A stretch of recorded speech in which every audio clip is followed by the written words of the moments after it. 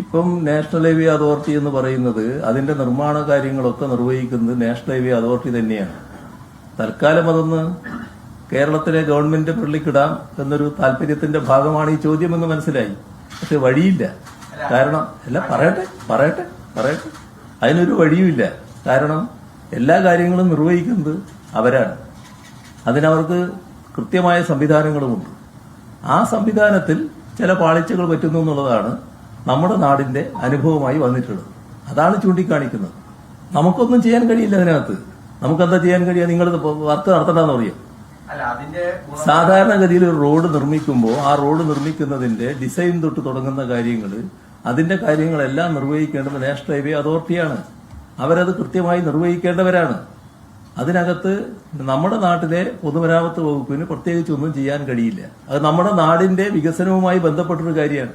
ആ വികസനവുമായി ബന്ധപ്പെട്ട കാര്യം ത്വരിതപ്പെടുത്തുന്നതിനാവശ്യമായ സഹായം അവരുടെ അഭ്യർത്ഥിക്കുകയാണ്. അതിന്റെ ഭാഗമായി നടത്തുന്നതാണത്. ഇപ്പോ 4 ദിവസം മുൻപ് ഇവിടുത്തെ ഈ കേരളത്തിലെ അവരുടെ നാഷണൽ ഹൈവേയുടെ റീജിയണൽ ഓഫീസറുണ്ട്.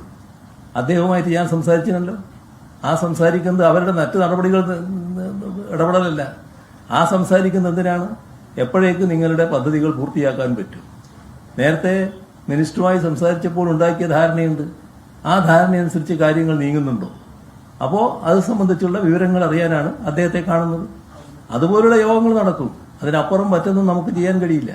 അതിൽ മനസ്സിലാക്കേണ്ട കാര്യം, ഇതിന്റെ സാങ്കേതികമായ പരിശോധന നടത്തേണ്ടത് അവരാണ്.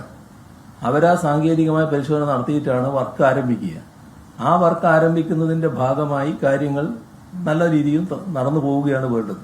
പക്ഷെ ചിലയിടത്ത് ഇവരുടെ കണക്കുകൂട്ടലുകൾ തെറ്റിയിരിക്കുന്നു എന്നതാണ് നമ്മുടെ അനുഭവം. ആ അനുഭവം അവരുടെ ശ്രദ്ധയിൽപ്പെടുത്തിയിട്ടുണ്ട്. അതിന്റെ ഭാഗമായുള്ള നടപടികളും അവർ സ്വീകരിച്ചു വരുന്നുണ്ട്.